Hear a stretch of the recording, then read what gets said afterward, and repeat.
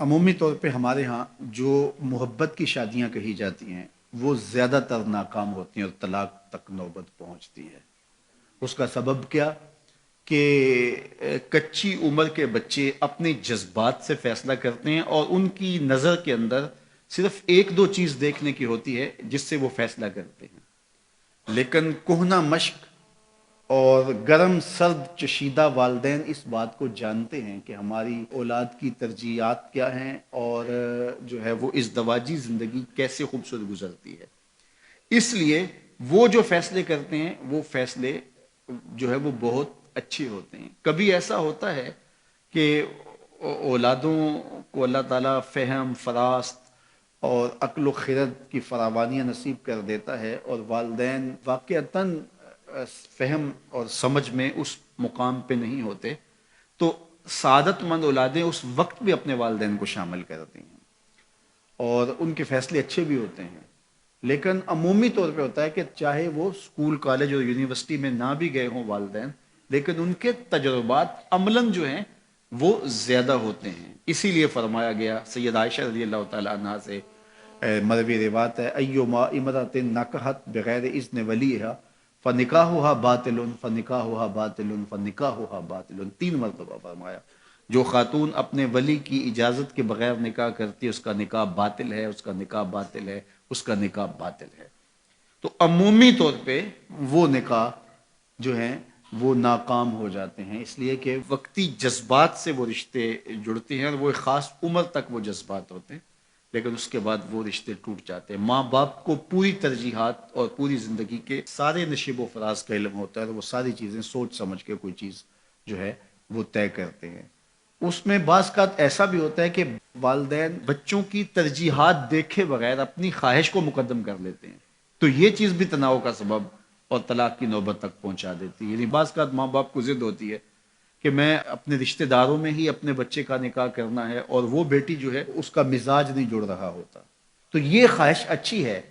لیکن اگر ان کی زندگی تلخ ہوگی تو اپنی خواہش کو اولاد کے لیے قربان کرنا ہوگا۔ بہرحال جو بھی ذرائع ہیں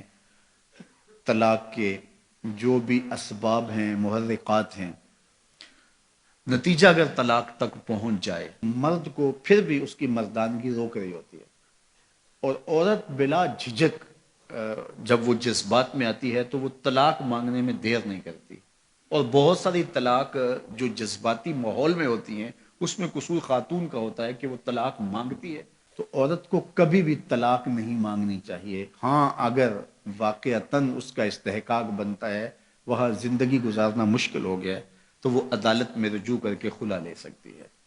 لیکن یہ عورتیں جو ڈٹ جاتی ہیں کہ ٹھیک ہے مجھے بھی فارغ کرو، میں ایک لمحہ اس گھر نہیں رہنا چاہتی، یہ گھر میرے لیے جہنم ہے، اور یہ اس کی بہنوں کے سامنے، اس کے بھائیوں کے سامنے، اس کے خاندان والوں کے سامنے اس کو یوں للکار رہی ہوتی ہے، تو پھر وہ طلاق دے دیتا ہے۔ اور بعض کا وجہ نہیں ہوتی کہ وقتی تناؤ ہوتا ہے۔ تو حضرت امام ابو داود نے حضور کا یہ فرمان لکھا ہے کہ آقا کریم نے فرمایا کہ جو خاتون بغیر عذر کے اپنے شوہر سے طلاق مانگتی ہے وہ جنت کی خوشبو بھی نہیں پائے گی،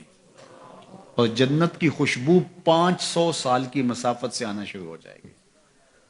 تو جو بغیر عذر کے اپنے شوہر سے طلاق مانگتی ہے، تو یہ بات ذہن میں رکھیے گا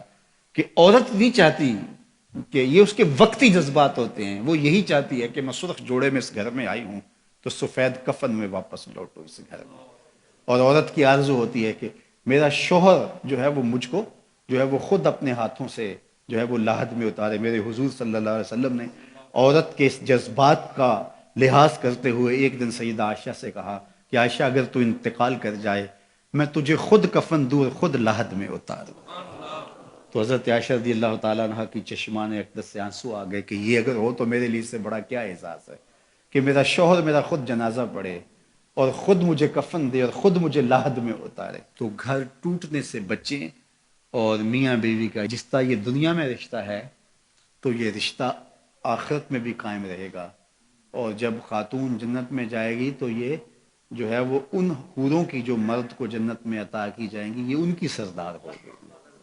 اور اس کا حسن و جمال ان سے فراواں ہوگا، اور اللہ تعالیٰ اس کو وہاں جو عزتیں دے گا، چونکہ وہ دار الجزا ہے، دار العمل تو ہے نہیں ہے، تو وہ دیدنی ہوں گی۔